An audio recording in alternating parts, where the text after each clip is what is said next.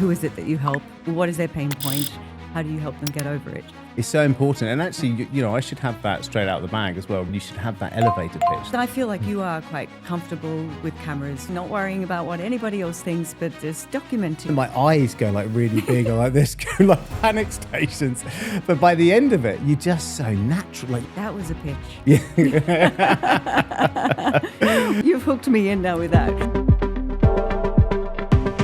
Hey, I'm Lisa Hugo, and I am obsessed with helping other people find their voices so they can go out and take on the world, be seen as an authority, an expert, and grow their business by sharing that knowledge and expertise with others. Now, I studied performing arts, and I spent 20 years of my career traveling the world as a professional singer-songwriter. I teach you the secrets to speak up and be heard, overcome your fears, and then use these skills to build a business and a life that you love and that could change both your own life and the lives of others. This is your one-stop shop for all things that are going to help you to build a life on your terms. This is Impact Through Voice. Welcome back to the Impact Through Voice podcast. I'm your host, Lisa Hugo, and today I'm here in the studio with Richard Woods. Richard was passing through Dubai, and if you follow my podcast, you're going to know I love to grab people when they're passing through Dubai.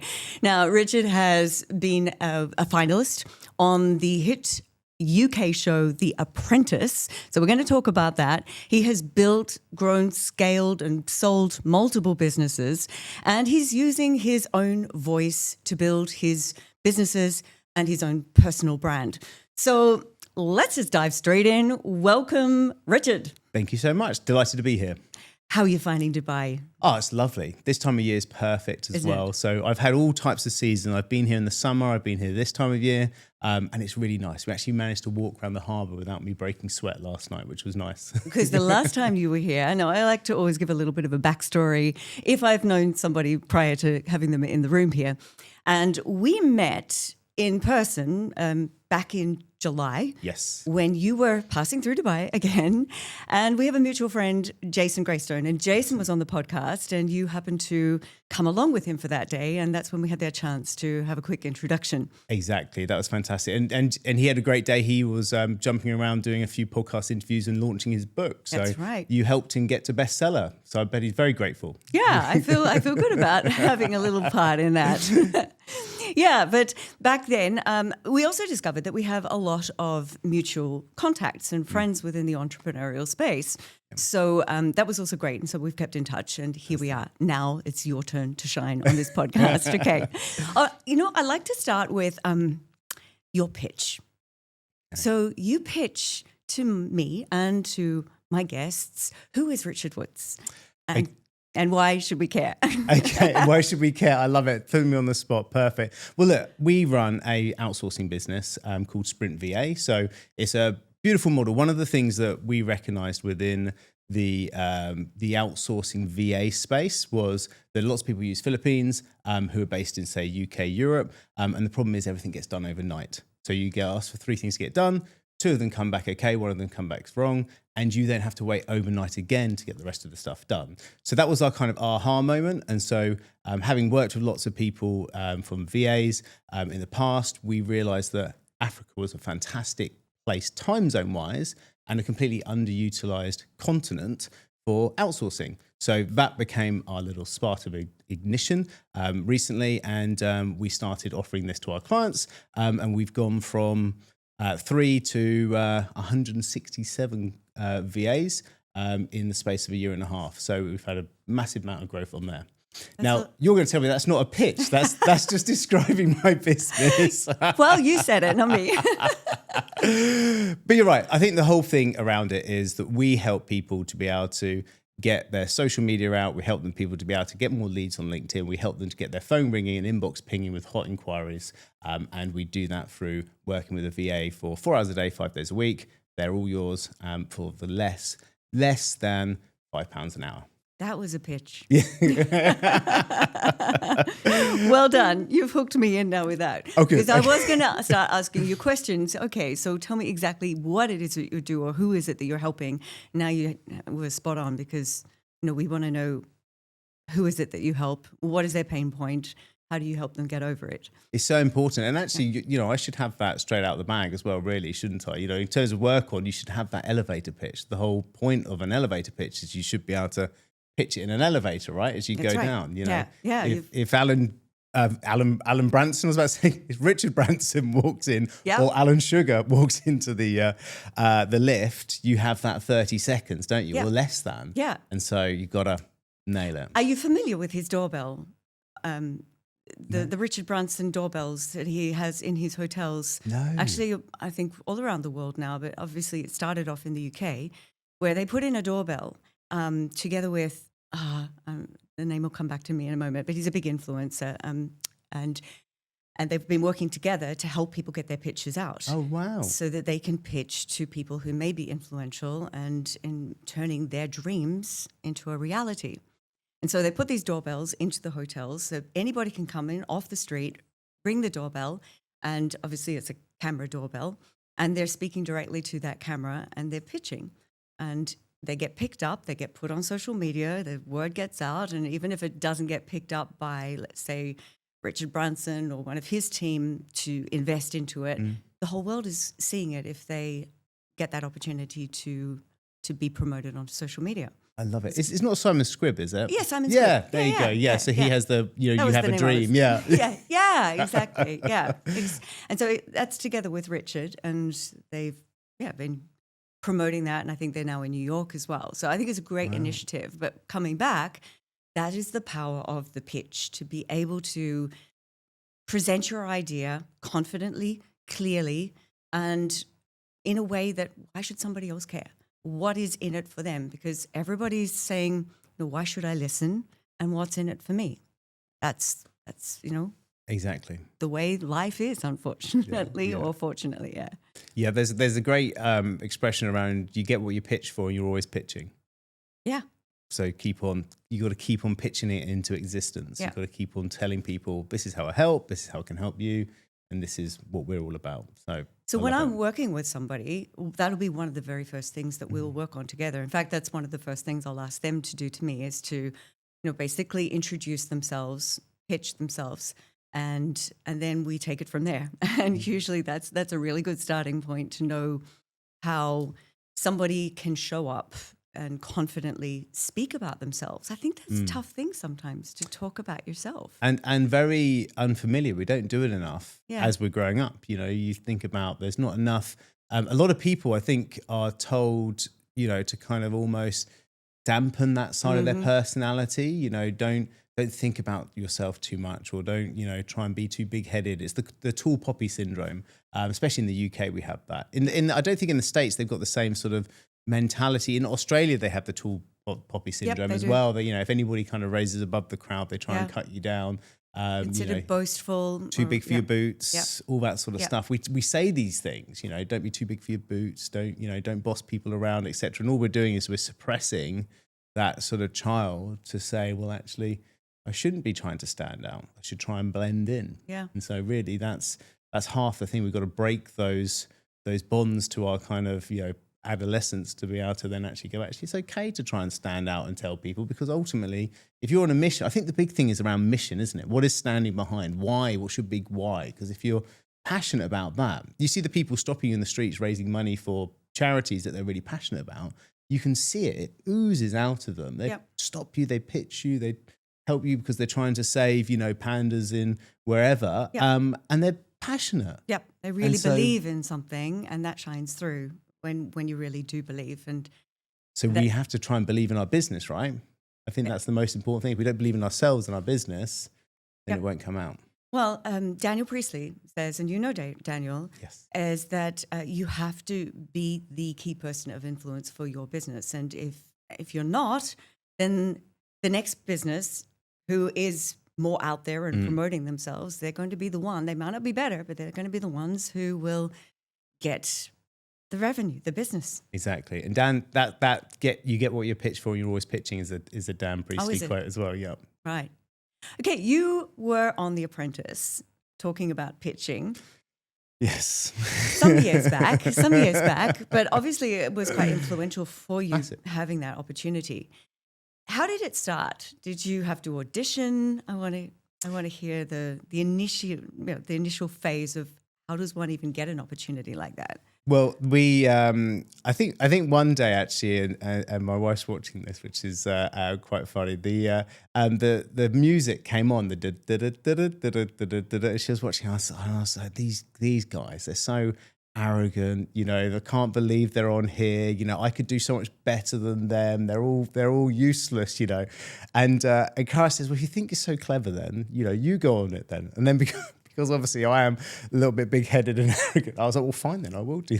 Never in a million years did I think I'd get on. Feel like a challenge. Yeah, I just, it was flippant, really. And it was just me being younger and trying to show off to Cara a little bit.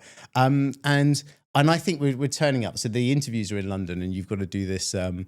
You kind of turn up to Tottenham Court Road, and you come round, and I've set off, and I've got this kind of matching hanky and matching tie, and I've matched in the socks as well. So I've got this kind of combo going on. I think I'm looking really smart. The visual brand. Exactly. Mm-hmm. And I think I'm only going for like a one-to-one interview with the head bosses, because obviously I've been my pitch, my written pitch that you have to do when you put it in was so good that this was a slam dunk for me. And as I walk around the sides, it's like going to a theme park with the queues like zigzags, or like thousands of people. Oh my God. And of course the thousands of people are all wearing matching tie, hanky, sock, and oh, for God's sakes.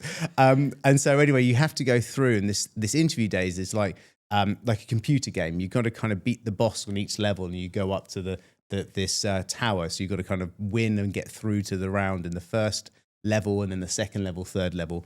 And then at the end, you get sort of given a thumbs up that you got through the interview, right? So we didn't know this, but they bring everybody into the front thing. And the first thing you've got to do is pitch, right? So they get everybody in the room together. I say everybody, you go into sort of groups of 10, and you've got a number, and there's sort of 1 to 10. You walk through, and I'm kind of giving good eye contact, and sort of, there's sort of 4 judges here, sort of almost X Factor style. And I'm number 7, so I think this is all good. I've got to see about 6 more people before me, and then I'll kind of know what I'm doing. But I think because I've walked in with all the eye contact, they've gone, right, number 7, you're starting. And I'm like, oh God. But I'd kind of done my research beforehand, and I knew that the first stage was a pitch. Most people didn't, but I knew someone who'd previously on it. So I'd done a little bit of preparation, and I think I can remember the pitch now. So. Yeah. Oh no, this is awful. I don't really want to, but I can't not. So I think it was something along the lines of, I'm a walking, talking business in a suit with a business plan to dine for. I've got the passion of a Frenchman, the drive of a German, and the stiff upper lip as a true English gent. I've got a business plan to die for. I've even written a 45,000 word book on the subject matter. I will be Lord Sugar's next apprentice, so put me through to the next round. How bad is that? That's awful, isn't it? But it sounds a bit stagey or contrived, I guess, or but you were trying to win, so exactly. So they're looking for people who are a little bit odd. So I could see a big tick went next to my name. So almost like a poem or something like. It was just a way too over-rehearsed pitch, and it's obviously been embedded in my brain since. It's like tattooed onto my my mind. Well, it worked. It certainly worked. And of course, then we went all the way up, and the last thing they do is they do a camera check. So by then, because we had 10 people, and they were like number 7, number 4, and number 5 go through, right, boom, and then the rest of them don't go out, and it's like that all the way through. There's like a speed dating thing where they got lots of people asking you questions. Then there's like a mock boardroom, and then the last one there's like a camera check. So they've got you pitching on a camera, and then they'll ask you questions like in a kind of, what would you do if you win The Apprentice and all the rest of it. Yeah. And of course, by then I'm almost delirious because the whole day of being kind of grilled. And so I start banging on about, if I win The Apprentice, I'm going to go buy a private island, and I'm going to call it Dickie's World. And because Cara calls me it's my sort of nickname to myself. And on there, we're going to have a big fun fair and all the rest of it. And I'm just like, what am I, when you're talking, you have no idea what you're saying. And I was there, and I was like, oh God. And of course, I kind of think, oh, they go, thank you. And then I never hear of it again, get the phone call, say, oh, you're through to another round. There's like 3 more rounds of interviews, but obviously I got through. But when the show launched, the social media that goes out beforehand, before the actual show starts, was snippets of that. And of course, they're like, meet the candidate Richard. And then there's just me going, well, I win the Apprentice, I'm going to have Dickie's World. And I'm like, it's like, who is this idiot? And of course, when I'm saying, oh, these arrogant idiots, what have you, can't believe they're on it. Of course, there's the snippets of me being exactly the cliche, You see, that's the thing. You don't know what snippets they're going to end up using. And yeah, I guess that's, when you're judging somebody else, you have no idea if something's taken fully out of context. Exactly. And not the way they meant it in that moment. Of course, they're going to do that because that makes it interesting for the audience and to grab attention. Oh, 100%. And I think that they film enough to make you the villain, the idiot, the hero, the whatever, so whatever narrative they want to give you, they give you, which is when you look at people who are overly media trained. So if you look at someone who's a sportsman who does those interviews after, they will just have the most boring, like monotone, like, question, it's a game of 2 halves and, I'm really happy that we've won, but it's a team effort. Like all these just generic sayings because they just can't go out of lane. Because if they go out the lane, then of course that's one thing where they've said something bad about a teammate or they've said something about the coach or whatever. That makes the headline. That's the only thing that gets seen, and all the other stuff doesn't get seen. True. And so it's quite interesting. For sure, they're mostly trained to know exactly how to stay in that lane and know exactly how to answer those questions, media training. But when we think, because they stand out because of their sport, their professionalism, but when we now apply that to entrepreneurship, I actually think that we should try and flirt with outside the lane as much as possible. Because, of course, that's where the influencers are. Those are the people that actually have channels that get followed, and they are the people that get viral because they are saying things that might be controversial, maybe a little bit counter to the the kind of the normal way of working. And again, they're the people that are standing out. So we don't have to be controversial for controversial sake, but passion and opinion around niche, I think is super important. So again, we go back to not holding yourself back and allowing yourself to have a voice. Actually, I see this quite frequently, especially in the corporate world, where people feel that they need to conform to the same as everybody else. So when you get up to give a presentation, you do it like everybody else. And there's this fear to step outside that boundary and be different because what people think. And yet, and what I encourage people to do is to do something different because that's what's going to give you the opportunity to shine and not blend into the crowd. But it takes courage to do that. It certainly does. It takes courage first before the confidence grows. You have to have that courage initially to step up and be prepared to be different, do something different. Yeah, stand out.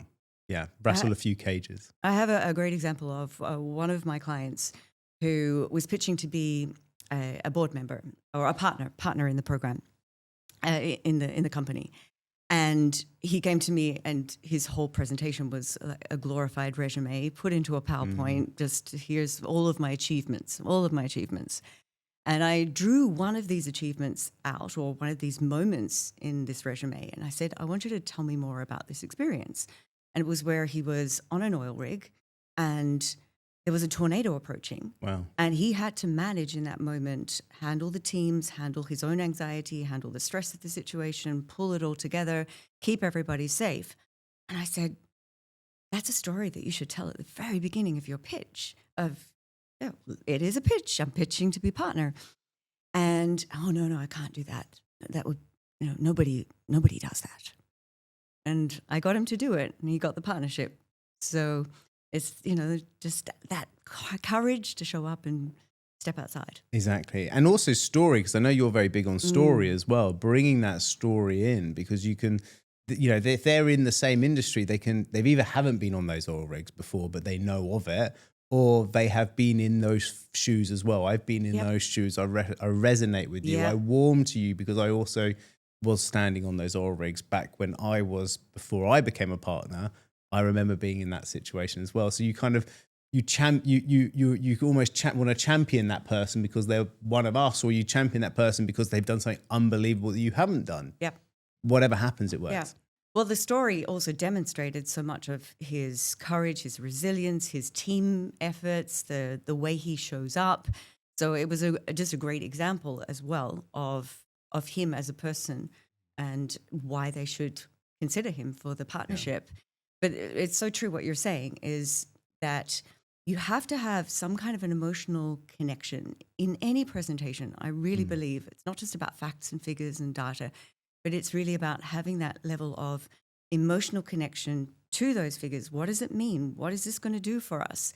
That will then lead people to make a decision to a transformational outcome, some kind of call to action to get people to take an action. Yeah.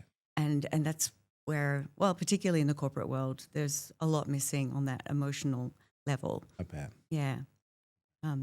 People make decisions emotionally first and then justify them afterwards logically. Yeah. That's a great quote. That quote's lived with me for a long time. That kind of people justify logically, and no, they buy emotionally and justify logically. Exactly. But it's the buy-in first happens. Yep. And so you almost can do that when you're creating pitch. When we're talking about clients creating pitch decks and stuff, we almost want to make sure that the pitch deck itself tries to make sure it follows that, because it will help the client to get there. So it's all about that kind of, where are you now? Where do you want to be in 12 months' time? What's standing in the way? What's the pains? What's the problems? What's the barriers? What do you have to get through? You kind of make their world a little bit more uncomfortable and then make the future a little bit more rosy. Yep. And the gap in the middle is your product. And then they go, wow, yeah, I really need to be in that new 12-month mold. And then 12 months place. But then afterwards you go, well, okay, what are the bullet points? What are the things that are the actual, logical, okay, I get this. It's the value stack. I get this, I get that, I get that, I get that. Wow, okay, actually it's really good. And I can see how that value stack actually will get me to the promised land that you've told me I can get to, which is the emotional piece. Yeah, yeah. I drifted away from The Apprentice. I was going to come back to. Bring it back. Okay, so you got the auditions and that first initial phases, all of those interviews, let's call them, and then what happened? So we get there's the final phone call that you get that says basically we're going to send you don't know you're in, and then you get this phone call, and then they're going to say, well, we're going to pick you up in 2 weeks with a blacked out Mercedes, going to take you, we're just going to take you away. You're there for 3 months, they just take you off. And 2 days before the car turning up, Cara comes in with a pregnancy test going, I'm pregnant with our second puppy. And I'm wow. Oh no. So I'm going to literally leave because Milo was only a year old or so by then. And then again, Cara's pregnant with Poppy. So I then get whisked away. I was like, leave Cara for 3 months, which is obviously the sort of, a difficult part of the pregnancy. And I'm away. And you only get 1 10-minute phone call a week that you're allowed to have. And they listen to it because they don't want any secrets from the show getting out. Oh, I never realized in these shows that you're literally hidden away basically for a period of time. Because they want to make it tense. They want to make it high pressured. They take your wallet away. They take your phone away. You are basically in their pockets the whole time. And they just don't want anything getting out, because then you have to sign a non-disclosure, which is about as thick as the Bible, when you're going to kind of go through it. And then you get to, you got sort of 2-3 months knowing that you've been on the show until it actually launches. So it's this kind of like weird scenario where you're telling friends, oh yeah, I had to go away for these 3 months or whatever it is. And there's some strange kind of, weird things that you've got to kind of keep quiet, and everybody's going, is everything okay with Richard? He's not going to run off somewhere, like where did he go? Like where do you go for 3 months where you can't tell anybody? It's really, really difficult. But yeah, the first thing they do on the show is fire you, weirdly. So they take you in the car, they drive you off, and then they take you to this office block, and then they do the snippet of the show where you've just been fired and you have to walk out the office building with your suitcase, go into the back of the cab, and then the cab takes you off. And, How and bizarre. and the reason why they do that is so many times they've had people get fired in the show that have gone, that's unfair, 2 fingers up to Lord Sugar, I don't want to do this anymore. And they'll just walk off. And they're like, but we haven't got the you're getting fired. The footage. We've got the boardroom bit which is great. It's like gold dust. You're getting thrown out, but we haven't got the you driving off scene. Right. So they get that in the can first. And then you turn up and you just turn up to these studios and suddenly you're into the show. And from that moment onwards, you're in teams, you're competing against each other. They wake you up in the morning with a camera in your face. You go to bed with a camera in your face. Like, you are competing for 3 months to win a prize. And how was that for you? Having a camera in your face, being so, I guess in the limelight.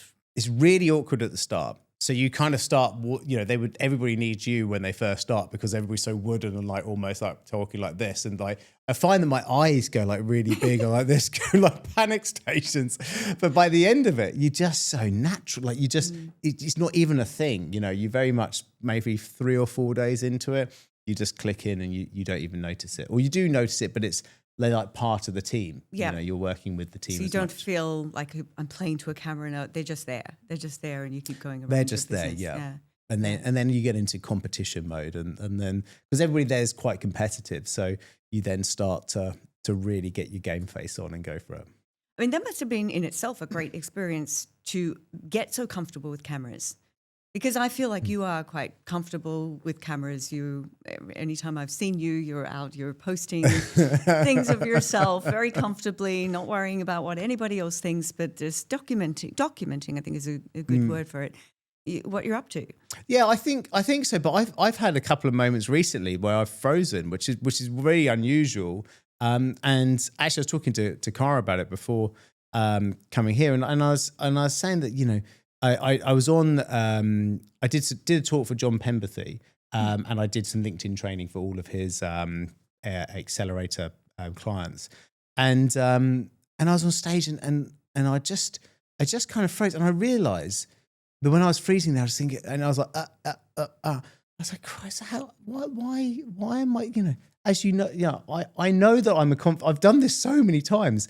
And I think it just hadn't been, I hadn't been on stage for a long time. It was, I got into working from home quite a lot. So that was quite unusual for me that had happened. And then of course, as soon as you do freeze, because I've never kind of learned all the tools that you would need to kind of get yourself back into flow, I think it got even worse. You start to tumble down that hole. And that was just being unprepared and maybe realizing that what I'd said yes to was actually a bigger thing than I'd kind of mentally, because I was busy and I was like, yeah, I'll go do that. And then suddenly it pops up, it's in the diary for tomorrow. And I was like, oh, I've got to do some slides quickly and then jump in. And then I'm on stage and I'm like, and my slide deck was slightly wrong. I was like, oh no.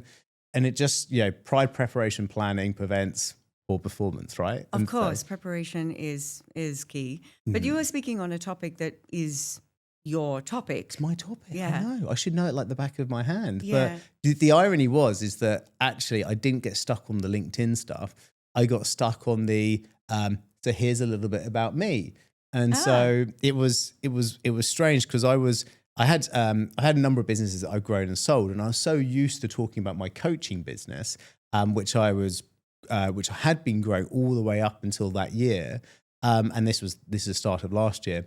And at that point, my business was transitioning from being mostly coaching with some marketing support to then suddenly everybody wanting help from my virtual assistants offering. And now we're very much becoming an outsourced VA offering with a smaller coaching offering, which obviously coaching with me.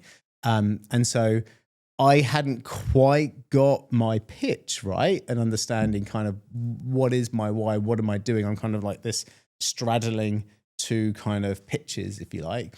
And I got stuck there because I was like, I think in my head, I was like, what is it that I do? What do you know what I mean? Like you go, well, when someone says, what do you do at dinner party? Yeah. It's easy because I'll say, I'm in businessy stuff, right? And I'll just kind of do the little hands like this, like you're ordering water for the table. So I do businessy stuff. And that's fine. But then when you're in front of business people, they go, okay, we all do businessy stuff. Like, what stuff? And then you're like, but I can't, like, And I think it comes, well, yeah, as I say, 360 back to the start of this, which is you got to get your pitch right. Got to know what it is. And if you're transitioning, you've got to pick a lane. Otherwise, it gets confusing. Yeah. But, in many of these cases where you think you stumbled, did badly in that moment, the chances are for the people who were watching, they didn't feel what you felt. Yeah. Well, hopefully. Hopefully. What would you do in that moment, though? I think this is, it's good to know how can you handle a moment like that? Because it does happen. It can happen to any of us, that you have just a moment where was I going with that? Or just, a brain freeze of not remembering where you were and where you're going yourself. And I always tell people, first, just take a deep breath. Don't be afraid to take a pause, because we don't pause enough. And pauses are golden. So just take a pause and take a deep breath. And when you just breathe properly, that's going to help to clear your thoughts, get that nervous anxiety out of the way that's starting to build up because you're starting to innerly panic when you feel you've lost the moment. Yeah. And then if you're still not sure, grab yourself a glass of, a sip of water. Just take that moment that looks like, oh, this is part of it. I just need a sip of water. And then if you're still not sure, you ask back to the audience, oh, where was I going with that? And they'll respond. And then they feel like they're part of your talk. And that just will help to get you back on track. That's great advice. And that's pretty much the route that I went. So I suddenly realized I was having problems. So then I kind of had the water and I couldn't quite recover it. So I kind of then said, well, don't worry about me. Let's talk about you. And then I asked the audience, who uses LinkedIn? And then of course, hands go up. I say, right. And then I pointed to one and said, what's your experience of it? Because I just knew I had to stop talking because I needed a moment to kind of like get the nervous energy out. They started talking about LinkedIn, giving some ideas. And then I went to someone else and then I could ask them a few questions. I'm back and forth and then I'm back speaking again. And then I'm in I'm onto the subject I wanted to talk about, which is LinkedIn. And then I'd say, right, let's just jump into that. And I guarantee nobody really picked up on any of that. It's just something which goes through our own minds. We keep replaying it every night or something. When you've had a moment like that, you think it was so much more dramatic than it really was in the moment. But it sounds like you handled it perfectly. Yeah, well, I wouldn't say perfectly, but it was handled. All right. You are on The Apprentice and you get right through to the finals. Yes. What was your main business idea that you were pitching? So it was my marketing agency. So this was the marketing agency Yomp that I was with, a co-owner with my brother, which was the second business. My first business was an import business. Second business was this marketing agency. And this was the business plan, the book, everything that we had written. And although I missed out on the opportunity, which was a lot around the year before, a guy called Mark Wright was a marketing agency. So he had won. So Lord Sugar kind of, investing in a marketing agency and then next year investing in another marketing agency. Both kind of like men, with the same business plan. Like it's a business show, right? It needs to have the bit more variety. If it's just kind of like the same type of, roll out another bloke running a marketing agency every single year, it doesn't work. And the other thing was that because I was a business partner with my brother, my younger brother and my dad had grown his business with his brother and we'd got into business together. And I was pitching that and Lord Sugar was like, well, he's not here to be able to, negotiate on your behalf. I was like, no, it's fine. Like, he's right. He'll go with it. That we can be, Sugar can have half the business and the two of us will have the other half. He's a great operator. It'll be perfect. But he didn't like that. So then, and I'm sorry that I did this, but the show put the pressure on me. So then in the boardroom, I then changed and said, I'll essentially cut my brother out and we'll go into business together. And I just thought, why did I do that? Because one, obviously it didn't make any difference. I didn't get the investment anyway. And two, it then made it really awkward between my brother and I, which obviously, in terms of our partnership, it was the writing on the wall after that, I think. So that was a shame. Although that business did go on and did really well, went to 28 staff, over $1 million in revenue, and then ultimately exited that business. It just wasn't anymore with my brother, which was a shame because it could have been a great business. Well, hopefully outside business, it's still all okay with him. Oh yeah, it's water under a bridge now. Okay, yeah. that's good to hear. Well, from my perspective. Oh, so you've had that experience, and now you've gone on to start, and I guess multiple businesses, in and out, exit. Yep, exactly. So I sold that business, and then one of my clients was going under, unfortunately, but we knew we did a great website for him as a boiler servicing business. And I saw that business, unfortunately, was going into receivership, and I tried to help the guy, but unfortunately, he was kind of robbing Peter to pay Paul with his suppliers. So I brought the assets of that business and eventually, started running a plumbing and boiler servicing business, which is ridiculous because I can't even put up a shelf. So I had no idea what to do, but the phone keeps on ringing, right? So we're like, yes, we can help.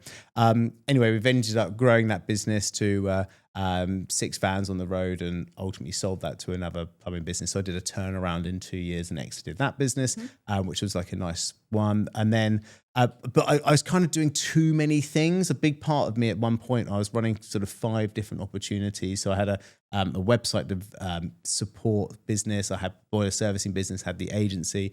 I was also a BBC radio presenter a while after doing The Apprentice. Yeah, exactly. It's amazing what going on a TV show gives you, right? You can get all these opportunities around. But that was great fun. But it's a lot of work, right? So you're running a different radio show. I was actually on 2 different radio shows, and then these other businesses. So it was just lots. And I thought that everything I touched could turn to gold. And it was crumbling. Everything was kind of working. And I always think that the right mentor comes when you need them most. And I read the book called The One Thing. And Jay Papasan was the author. And we went over to a goal-setting retreat. It's actually a couples goal-setting retreat, which is a great concept because as business owners, we all kind of do these retreats or these like business coaching courses on our own. Never bring our partners, but they're the ones that are going to be, consoling you in the evenings, or the ones that are going to be on this journey with you. So we take this, we go together, Cara and I, to this goal setting retreat and look at actually what could be the one thing that's going to help us to get to the goals that we want. And so after that, then I was like, well, we were already selling the marketing agency, but I was like, well, I've got to sell the boiler servicing business. It doesn't light me up. I've got to sell this small website to support business that I've got. And then the main thing I love doing is this coaching, because people had seen that I'd grown all these businesses. They say, oh, could you help me with mine? Yes. And so then I started to build up my coaching business. And so that takes us up to COVID. Okay. Yeah. And then COVID, I was having big events, so sort of 50 person in the room type coaching, group coaching type events. And then of course, COVID then stops us from doing it. So then I transitioned. We were called the Lead Gen Academy because we help people get leads. And then we transitioned to the $1 Million Sprint because we help people to get to $1 million in revenue. And we wanted to go more international because of COVID, couldn't do the events in person in the UK anymore. So making it international. And so we became a business accelerator. And then that's where, and I'm still running my $1 Million Sprint. And so now we also have $1 Million Sprint with Sprint VA, which is the VAs that can support our coaching clients. And the VA bit got really popular, and now it's even bigger than the coaching business. So, what kind of clients? What are their levels? So most clients are business service sector, under $1 million in revenue. We want to get to $1 million in sterling, so sort of $1 million revenue. So what about $1.2 million sort of thing. So they're kind of getting from some revenue and want to get to over $1 million in revenue. So it's that transition. I always think is exciting because every time that I've done it, it's all about getting a proof of concept that gets sales really easily, making it scalable so it's not all around you. So you get to extract the business owner from being on the tools themselves. You get to extract the business owner from being a salesperson, because ultimately once you get from $500,000 to $1 million, you can't do all the sales. You can't. So you need a sales team, you need a delivery team, you obviously will have accounts teams, and so you have then teams. And all of that can be managed on a dashboard. And so we put together this sprint dashboard, which basically looks at what's your marketing. So how many leads you're getting, how many appointments you're getting set, how many people showing up to those appointments. And then it goes into the sales team. How many people are actually closing those appointments? What's your close rate? And so once you know all these measurements, it's all about just fine tuning every single one. And that ultimately becomes the $1 million business owner is more like a fine tuner than they are actually having their name against one of those metrics. They have their name against the dashboard, and then they coach each one of the owners of those metrics to be able to improve. Yeah. I went through a really similar experience through COVID as well, whereas I was exactly where your clients were, where everything is revolving around me. I am the one person. I was even doing in person, and every hour of my time was what I could charge for that hour. And it couldn't go anywhere because you're completely limited by how much you can charge, how many hours you have in a day, and it's all centered around you. And COVID was a godsend. I mean, I don't want to say that, but it certainly was an instigator in me completely changing the way I do business. And that's when I started working with John Penberthy at that point and learning more about how can I do more one-to-many coaching and not just be limited to, well, my geographical location, but COVID allowed us to expand beyond borders and grow my name, my personal brand, and the business to over 1 million in that time. So that was transformational. Yeah. It's amazing when it actually happens, isn't it? When you can start to see how suddenly you would used to spend your time one-to-one coaching everything. Like I used to do I'd have 15 clients, I'd see them twice a month, and I'd just be completely like burnt out. Like you just couldn't do that many coaching. But for me, to add to that, I thought the more clients I had and the more hours I worked, the more successful I was. Yeah. That was the way I saw it at the time. Oh, Lisa's got a wait list. That means she's really good. That means she's successful. But no, I see it differently. Exactly. And you can have a massive expansion. I always think it's the 3 C's. So if you're a one-to-one coach and you want to be able to go into a group coaching program, you need to have the 3 C's. And so the first part of that is course. So taking your methodology and actually putting it into some online course, super important. I mean, I know that's nothing new to many people. There's plenty of online courses, but that's like the library. Yep. That's the, you can watch that anytime, 24-hour resource for people to be able to understand how do they go up your little value to be able to hit that 12-month place where they're going to, right? So they've got the course. The second thing is clinic. So what we want to do is we want to create an evergreen way of being able to onboard clients. So instead of trying to have cohorts, because I'm not a big believer of cohorts, because the problem is with cohorts is you spend your entire life trying to like sell 20 people into this cohort. You might only get 15, and then you can't sell again for another couple of months. You've got to sell another cohort, and then you're trying to get 25 this time because you were 5 down on your year project. And it's just like boom, bust, energy high, energy low. It's like, it's a thankless kind of task of marketing. Whereas if you have it evergreen, i.e. you can sell people every single day of the week, then you can have great weeks, you can have holidays, you can have all these things because you can just work that flow and sell, and people can start whenever they want. So how you do that is by having drop-in clinics. So you got the online course, you get people to onboard and say, right, you start with stage 1 of the online course, drop into my 1 hour session on a Thursday and a Tuesday and a Thursday. I can then help you ask your questions, and people in your program like seeing others who are ahead of them because they're like, oh, wow, that's where I'm going to. And also when they start going through your program, they like helping people who are behind them. So they can kind of pull people, fellow community members up, and then they can also get inspired by others. And so that works all the way through your client base.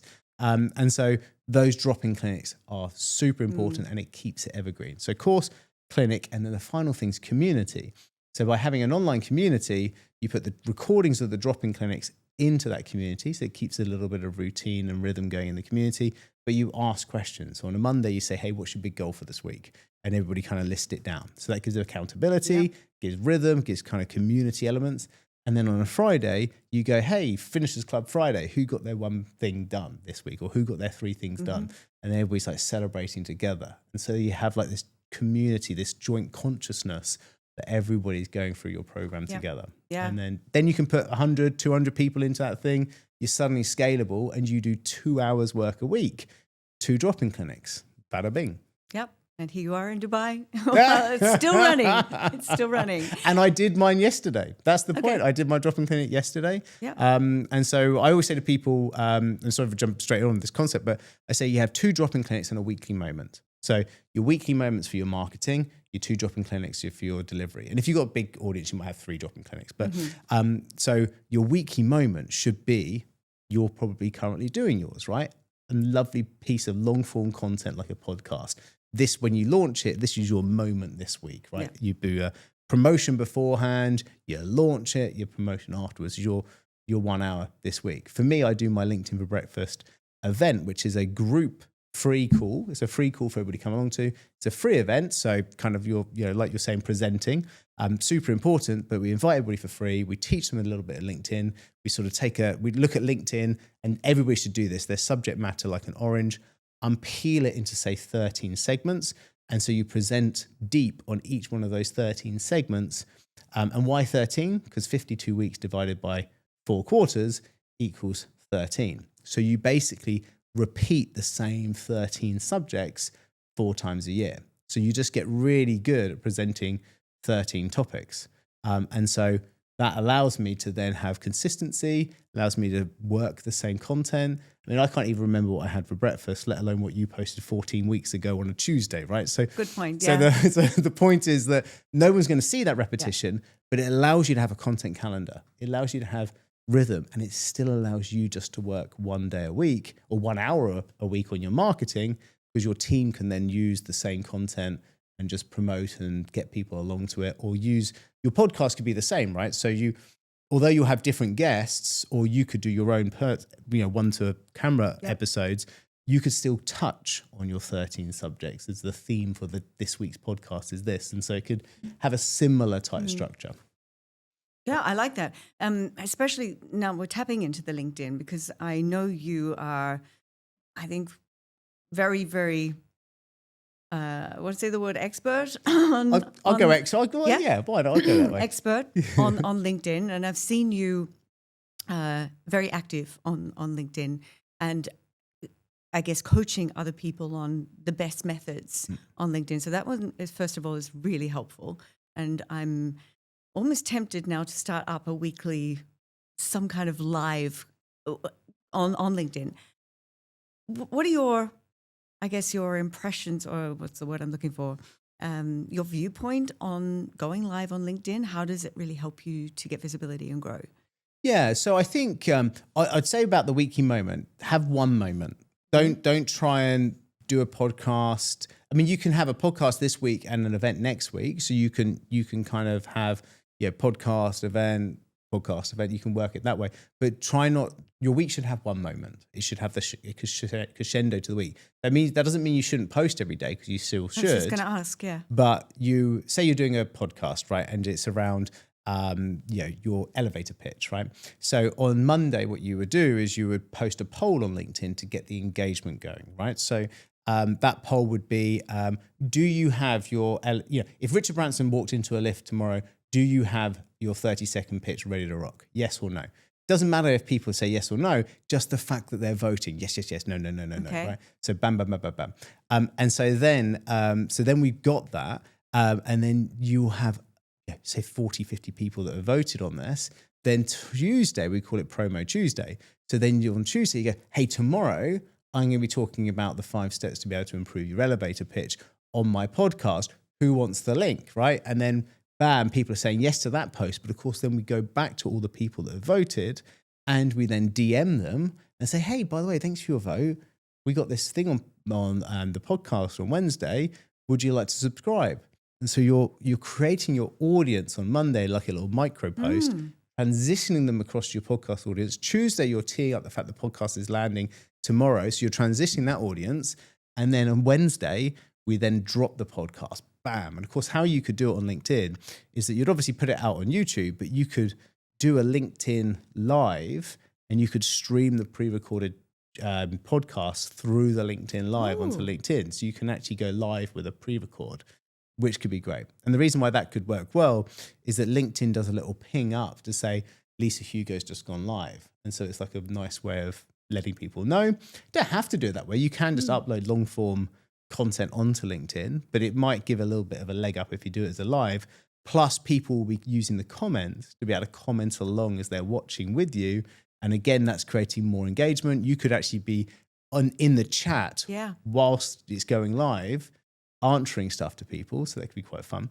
And then on Thursday, we call it Throwback Thursday. So if you've just done something on your pitching, then maybe if you've done a few different 13-week cycles before, you could go and throw back a previous episode that you've done on pitching on that Thursday. So you've thrown back another thing. So it's pitching week, right? So the whole thing's around that.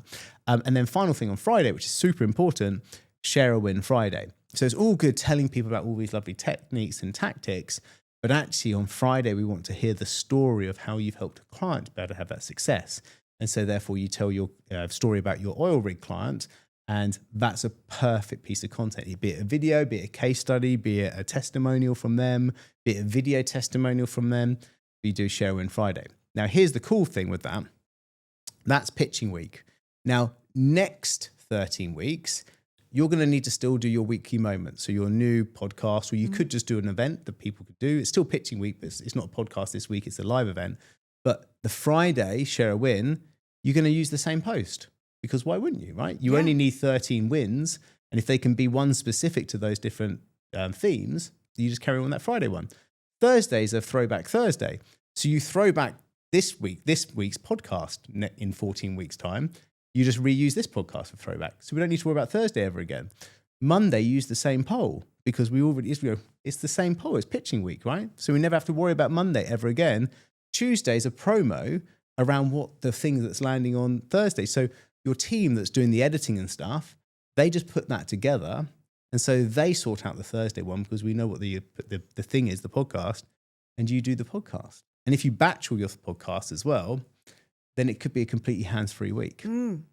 Wow, you've just given me so much insight. And I think other people, particularly entrepreneurial people who are constantly or needing to be out there on LinkedIn or on all social platforms, that's such a great concept to tie it all together. Would you say that it works as well across other social platforms? 100%. So 100%, Instagram, yeah. You just have to mix it up a little bit, because polls can work on Instagram. Obviously, you can do the polls and the stories, etc. We repurpose to X, but we don't use it as a primary. So you can do most of that on X, but it's not a massive problem. When you're thinking about YouTube, you can do YouTube Shorts, but you can't really. The polls just don't. There's not so much, but you still can do the Share a Wins if it's a video win, etc. So it's not. There's plenty. Facebook, you could do the same thing. You can do some of that more in a group, and actually promote it in a group. And of course, all this stuff you can promote, cross-pollinate into groups. So it does work. They're all much and muchness, these platforms. Yeah. Although I think YouTube is a game of its own. YouTube is quite different. Yeah. Mm. Wow, that was really insightful. Richard, do you have any recommendations on books, podcasts that you listen to that you think would be valuable for others to grow their personal brand? We didn't really get enough into personal branding today, but maybe next time you're in Dubai, we'll have you back and we'll continue the conversation. But just in general, somebody who's wanting to be out there more and to have these strategies and grow their business. So in terms of the personal branding side, that 13-week cycle could be everything you need to grow your personal brand. So that could certainly be a helper for it. But in terms of growing your business, one of the real key business books that I loved was a business book called Profit First.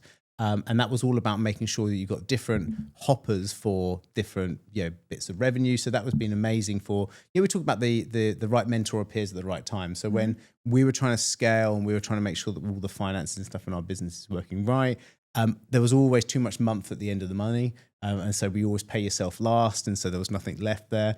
And when I put Profit First system into my business, it was amazing. Absolutely solved all those financial pieces. So people are struggling with that. Definitely Profit First is a good book to read. The One Thing is a great book to read if you're struggling with focus, and that can really help. And I'm currently reading something called Traction.